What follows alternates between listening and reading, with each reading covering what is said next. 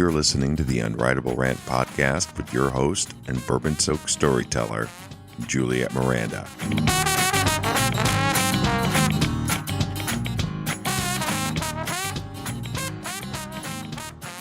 Hey there, y'all.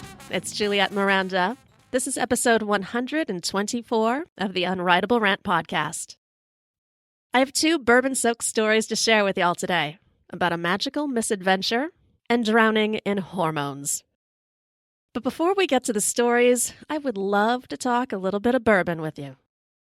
I'm filling up my glass today with one of my very favorites, Russell's Reserve 10-Year. Cheers, y'all. It has been quite a while since I had this Russell's 10, and that is such a shame. I don't know why I always forget how much I enjoy this bourbon. And I'm thinking it's only like $35 a bottle, so this needs to be in my bar at all times. Now, Russell's Reserve is from the Wild Turkey family. So that means that it follows their standard mash bill, 75% corn, 13% rye, and 12% barley. But here's the crazy thing about Wild Turkey. They use that same mash bill in all of their bourbons, yet all of their bourbons have different flavor profiles.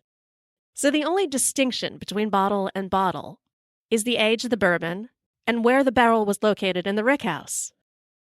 Just a little bit of bourbon science for you there. Now, the Russell's 10 is perfect. For me, this really is the ideal combination of flavors. It's got that creamy sort of mouthfeel that I love.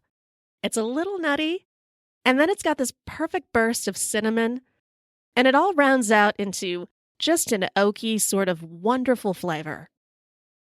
Much as I love really, really aged bourbons, I think 10 years really is sort of a sweet spot for a lot of barrels because it just gives it that perfect balance. And for this Russell's 10, it's only 90 proof. Totally easy to drink neat, but you can doctor it up with a little bit of ice or water, and it still tastes amazing. Well, that kind of hit of bourbon kind of sets me up right now for what I want to ask you. Because I'm curious. What is the craziest place that you've ever hooked up with a person? Now, I ask this because it was what my girlfriend and I were talking about the other day. She was in town for work, and over many, many cocktails, she and I started reminiscing a little bit about some of our less than savory escapades. Now, this is one of my oldest girlfriends in the world. She and I have known each other for decades. I think we met in high school. And one of the dangers of having such a close friend is the fact that she just knows me all too well. And that was definitely the case the other night. She and I were kind of drunkenly one-upping each other in, our semi-sleazy trysts. And then she pauses and she looks at me and she asks, "Didn't you once get it on in the Magic Castle?" It's a memory I'd blacked out because, yes, I did hook up in the Magic Castle, and it was with a magician. But it's not really as simple as all that, although I suppose nothing in magic really is.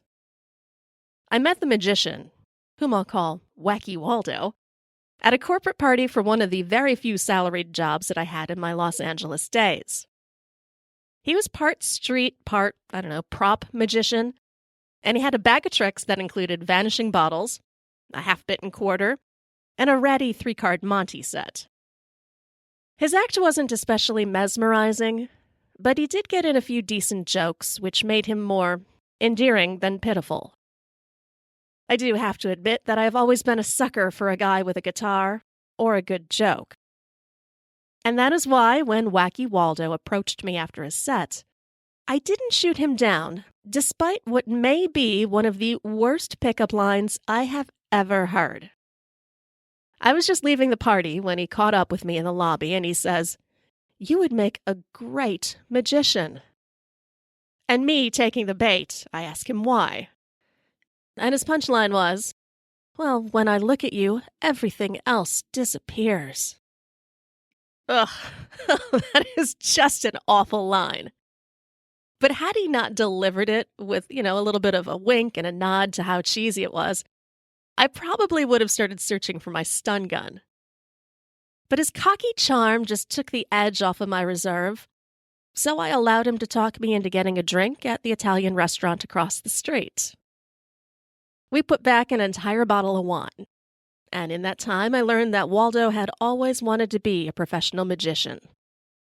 He was a fan of Doug Henning and intrigued by David Blaine, who had only just come out on the magic scene, but he was annoyed at how people considered acts of endurance to be magic. Waldo was very, very proud to be a brand new member of the Academy of Magical Arts, and he asked me if I would like to join him for dinner the next night at their private clubhouse, the illustrious Magic Castle. This was a very intriguing invitation. I had always wanted to see the inside of the Magic Castle. I loved the whole secret society aspect of it. I mean, it is essentially a speakeasy exclusive to magicians. But going with Waldo, well, I can't say I was attracted to the guy. He talked about magic the same way my English professor talked about the Oxford comma. Plus, and I know this is completely superficial of me, he looked like a ferret. Waldo's round head was full of bristly hair so short you could see his scalp. And he had this weird habit of licking his lower lip between sentences with this thin, flat little tongue that pointed at the tip. But this pointy-tongued wonder seemed a decent enough person, so I let the wine do my rationalizing, and I agreed to the date. There is a very strict cocktail attire dress code at the Magic Castle, which for me meant wearing a little black dress and heels. But for Wacky Waldo, it meant wearing a suit, a tie, a top hat, and carrying a cane. He was probably going for, a Fred Astaire effect, but he really looked more like a vaudevillian Mad Hatter. And that was my first indication that the night may not go as well as I had hoped. I will say that the Magic Castle is flat out amazing. Although I didn't have the reference at the time, I can say now that it looks and feels as though someone pulled Hogwarts right out of the Harry Potter books and just plopped it down in the middle of Hollywood. The building was originally a home in the 1900s, but it was turned into the official hangout of magicians in the early 60s. So it's a shrine to the art of magic, complete with incredible displays and theaters for close-up and stage magic. Truly, it's an awesome place. And the Magic Castle even functions a little bit as a magic trick itself. Once you get past the guards at the door, you have to say a secret password to an owl, which will then cause a bookshelf to slide open and reveal a hidden passage into the heart of the castle. Not that I actually got the opportunity to say the password. Wacky Waldo was so jazzed about being there, he blocked me from walking forward with that stupid cane of his, and then he whispers the password into the owl's ear, glancing over his shoulder as he does to see if anyone is eavesdropping. Really, dude? Using Open Sesame as your secret passage password is the 18th century equivalent of using 12345 as your PIN today. Waldo pranced ahead of me down the corridor. He's pointing out artifacts and relics from the glory days of magic, and getting most of the details wrong, and then he leads me into the main bar. He is very, very anxious for me to sit on a specific bar stool. The entire bar looks exactly like you would expect in a place like the Magic Castle. It's very dimly lit, full of wondrous art, lots of dark wood, and it is well stocked with booze. I can't imagine why Waldo is just so insistent on our seating arrangement, but he can barely contain his giggles as I get situated with my cocktail. At first, nothing seems wrong, but then I need to start reaching higher and higher to get my cocktail. And that's when I realize the gag. The stool is slowly sinking toward the ground. There's a little bit of polite laughter around the bar when I realize this and I slide off the stool. Now, clearly they have all seen this routine before, but Waldo is snorting and slapping his knee and saying, "Oh, you fell for it," as if he's just punked me with a canister of fake peanuts. Waldo's lack of grace is annoying, but it's when he starts doing sleight of hand tricks that I really begin to question his suitability as a date. It wasn't entirely clear if he was showing off for me or the room. But I get my answer when I come back from the restroom, and I find him sitting at a table with 3 other men and levitating a dollar bill. Cute, dude. I attempt to join his little impromptu party, but Waldo gives me a not now, I'm busy kind of wave, so I just stomp back to the bar and order another drink. And I'm thinking, this fucking magician is worse than a musician. Then my thoughts are interrupted by music. Irma has just started doing her show. Irma is the piano-playing ghost of the Magic Castle. She takes requests and responds to questions by playing a song. And while you always see the keys of the piano moving, you never see Irma. It is a very, very fun trick. So I wander over to the piano and I ask, "Hey, Irma, should I ditch my date?" She responds by playing the chorus of It's Raining Men, and I had to laugh because who am I to argue with a ghost? Next thing I know, Waldo is calling out my name. And this time he's waving me toward him, so I'm thinking, well, shit, maybe he heard my conversation with a ghost. But no. Wacky Waldo was too engrossed in his self-promotion to hear my public snub. Instead, he greets me by saying, not hello, not sorry, I'm so busy, but give me your ring. What? And when I don't immediately just hand my jewelry over, his smile tightens. And he repeats himself, and this time he emphasizes the statement with a little snap. Oh, all right, so that's how he's going to play this. I look at him and I say, you realize I'm your date tonight, not your assistant? Don't you think maybe we should head in for dinner? Waldo just looks at me as though I have exposed the wire up his sleeve. That sense of humor I had been so intrigued by the day before is just gone. And it's replaced by his rabid need to be the center of attention, even if it's at my expense. I wasn't really in the mood for a scene, so I just hand over my cheap costume jewelry ring with a sigh.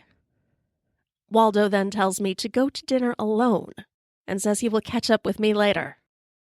Whatever. After that exchange, I'm really not in the mood to eat. But I don't want to leave either, so I start wandering around the castle. Every single inch of that place has something amazing to look at. But as I start wandering up and down the hallways, I notice that I'm the one who is being watched. There is a guy following me. I have no idea where he came from. He's too cautious to be a security guard, but he's too deliberate to actually be there with a date. And from my sideways glances, I can see that he is everything Waldo is not. Most importantly, he does not look like a ferret in a top hat. I am very intrigued by this, so I stop. This mystery man materializes next to me, and his arm kind of grazes mine. We both pretend to admire a display from Disneyland's Haunted Mansion for a few moments, neither of us saying a word, but it's clear we're both breathing in sync. He turns to me with a smile, and then he asks me a question. Are you a magician? Ugh, for fuck's sake, really? I don't care how attractive or, God help me, how amazing this guy smells. I am not biting that line again. So I say, why? Have all of your good pickup lines vanished? Mystery Man clearly approves. His dark eyes light up and we appraise each other. And it is obvious that we like what we see. I really don't recall if either of us said anything after that. All I remember is him taking my hand and leading me down a stairway into the depths of the Magic Castle. This guy pulls me into a dark room. It may have been a dressing room or maybe some sort of storage space. And for a moment, I'm a little concerned because I've got no idea who I am with. I don't even know his name. All I know is that he has the little gold pin of the Academy of Magical Arts on his left lapel. Usually, in random hookups like this, there's that awkward moment when your heat is just exhausted, and you have to figure out a way to gracefully untangle your limbs. But with this mystery man, There were no goodbyes, no hesitant exchanges of phone numbers or reluctant promises. Just a kiss, a touch, and then we both disappear in opposite directions. I eventually found Waldo just outside of a close-up theater. His top hat was drooping just a bit, but his weird little rodent eyes were very agitated. He asks, "Where have you been? I need your lipstick to demonstrate a trick that I'm working on." That killed any smattering of guilt I may have had for ditching Waldo and conjuring up a far more intriguing act with my mystery guy. Not that I mentioned it. I just hand over my lipstick, give Waldo a sweet, secret smile, and I say, "Looks like I'm something of a magician after all."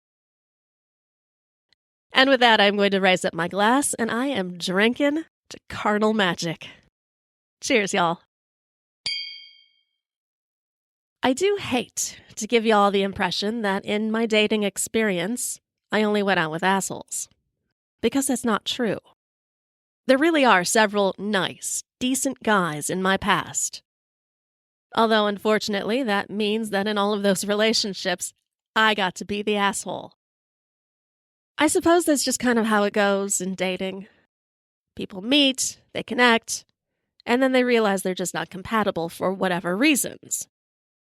Admittedly, I have done that quite a lot.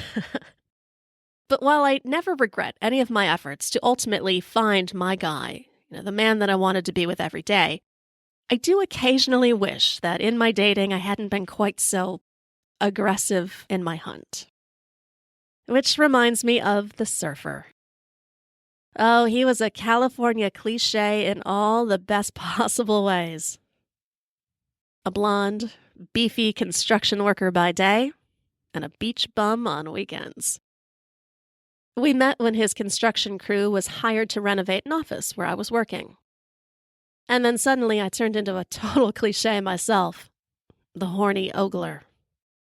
Oh, I am so horrified with myself now when I think about my past behavior. I mean, really, you think I have an ego now? You should have seen me when I was in my 20s. I was convinced that I ruled the world. I figured that people like the surfer were just put on this planet for my enjoyment. That's how awful of a human being I was. I would take every opportunity I had just to wander outside of his work area, lean myself up against a wall, and I would just leer. Occasionally, I would bring the construction crew coffee, but mostly I just stared like an animal. Eventually, the surfer and I did start talking, although I suspect now that it wasn't really willing on his part. It was more likely the result of pressure from his construction crew. But I convinced him to join me for coffee later, which turned into dinner, then a couple of movie dates, and ultimately a day on the beach. This presented something of a problem for me, because I don't swim at all. I hate being submerged in water. It is truly the worst sensation I can think of. And that's just the start of all of the ways the surfer and I were completely incompatible. In addition to his love of water, the dude was also a vegetarian, a non-drinker, and a quasi-Buddhist. And don't get me wrong, I'm not saying that there is anything bad or wrong or being judgy at all about these things. I'm just saying they're not me. I like murder, particularly of the red meat variety. And God help me, y'all know I am a boozer. But to be fair, I told him all of these things up front because I have never ever wanted to hide who I am with anyone. So he knew going in what kind of person I am. I'd say that getting involved with each other was more us following our loins than anything else, but to that point, the surfer and I hadn't even kissed. Our bodies really hadn't even connected any further than a loose, semi-awkward hug where I went in for a kiss and I wound up with his shoulder. And that is precisely why I accepted the surfer's invitation to the beach. I wanted to slither into my sexiest bikini, sit on the shore and watch him shirtless and surfing, and then later entice him into the nearest bed. The surfer had other plans. When I met him at his Huntington Beach apartment, he greeted me not with a kiss that I urgently wanted, but with a wetsuit. And this wasn't one of those moderately cute half wetsuits, but a full ankle to wrist wetsuit in stark black with this hideous block of yellow across the middle. I would have been far more receptive to finding a severed head in his freezer than I was to wearing that thing. And the damn surfer is just standing there beaming. It took every bit of my will to ingest my disgust and look at that rubbery nightmare and ask, what is that for?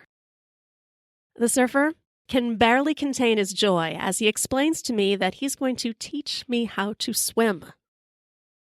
He figured that wearing the wetsuit would make me feel less vulnerable in the water. And he's so proud when he says this, so earnest that I have no choice but to take that stupid wetsuit and just say thank you. I mean, what was I supposed to do? And the whole time I'm thinking, God damn his good intentions. I don't know if y'all have ever put on a wetsuit. It's not easy or fun or particularly attractive. The surfer suggested that I first turn it inside out, and then he did his best to help me unfold that thing over my body. Once we had dragged it into place, I realized that I looked a little bit like the Gimp from Pulp Fiction. All that was missing was a ball gag. So much for my skimpy little bikini. We grab our bags and walk out to the beach. And that hot sunshine is just soaking into my suit. I mean, I am marinating in my own sweat. So by the time we hit the shore, I'm actually looking forward to getting into the water. I'm trying to make the best of this whole situation, and I'm thinking, well, hell, maybe this whole stupid swimming lesson will give me an opportunity to get physical with the surfer. And sure, there may be several inches of rubber between us, but at the least I could get him used to having me crawling on him. Once again, though, the surfer has other ideas. He pulls a kickboard out of his bag and hands it to me. Apparently, his genius way of getting me used to the water is having me kick around with this kickboard as though the ocean is a giant paddling pool. He wades into the water with me until it's about waist high. He holds out the board for me to grab onto. I'm not a moron. I know how to use a kickboard. So I give him my best I am too cute for this shit look, and I suggest I grab onto him instead. But no, the surfer is serious. He launches into some nonsense about needing to get used to being in the water and developing my form, and he says, don't worry. Just give it a try for a few minutes. The sooner I get this over with, the sooner I can get us both out of these wetsuits. So I take off kicking. The surfer is watching from the shore, and he is yelling encouragement as I go, making me feel like a monumental ass.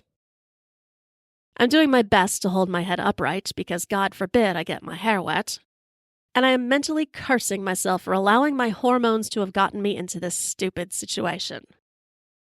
And I am too busy mentally berating myself to pay much attention to my surroundings. So I don't realize until it's too late that there is a massive wave rolling my way. And that thing, it crashes down onto my head like a sheet of metal. I immediately lose my kickboard, and my wits, because I am engulfed in the ocean.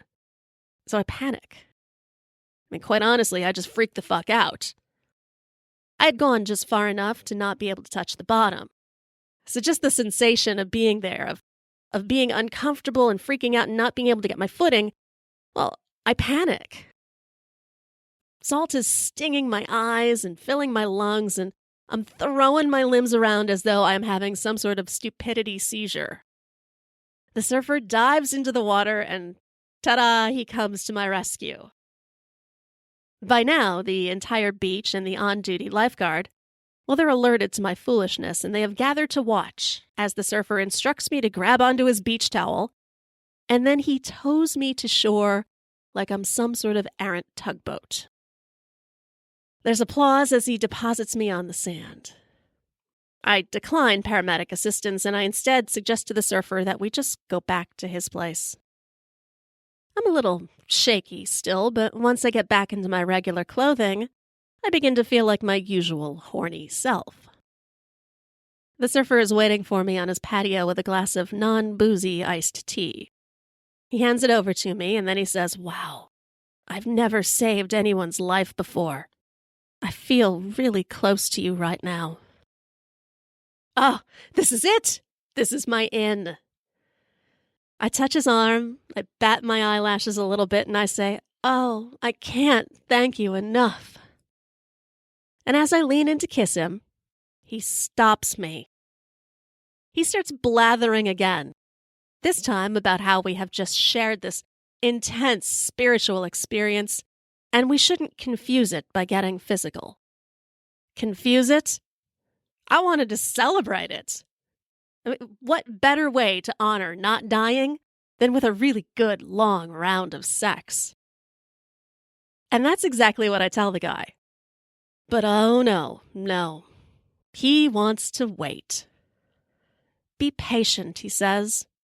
Then he gives me a bunch of Zen and the art of bullshit tantric nonsense about building anticipation, and I drive home that night an unsatisfied, salty mess. He calls me the next day and wants to plan another date. I'll tell you, I was tempted to tell him to forget it. I was over his clean living and spiritual bents. And I think he sensed my annoyance because he says, "Look, I'll come over to your place and we'll do whatever you want." Well, that changes everything. I tell him to be over by 7, and then I spend the rest of the day turning my apartment into a veritable love nest. 7 o'clock arrives, and there is no sign of the surfer. 7:30, no surfer. By 8:30, I am positive that he has had a change of mind, and I will not be seeing him that night. And it sucks. But this is where my roommate, Loopy, gets involved. Loopy was occasionally my girlfriend, but mostly just a part-time roommate who crashed with me when she needed company and I needed help making rent. She was a ditzy kind of girl prone to mixing Xanax with vodka. But she had a really good heart. She was a sweetheart, and she would always do the best that she could to try and cheer me up when my life started unraveling. And she's ready with a bottle of booze.